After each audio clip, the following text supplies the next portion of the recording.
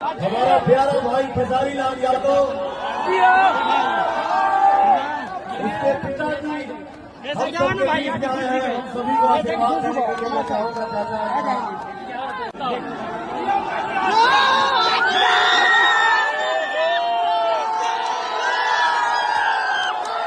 मैं चाहूंगा आप सबके बीच में हमारे चाचा जी खड़ा हो जाए।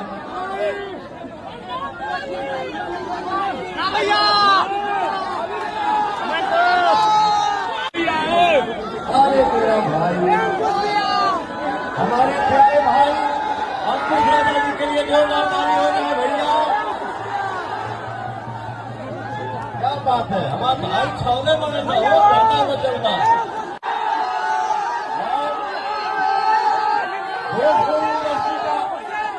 भोजपुरी यूनिवर्सिटी का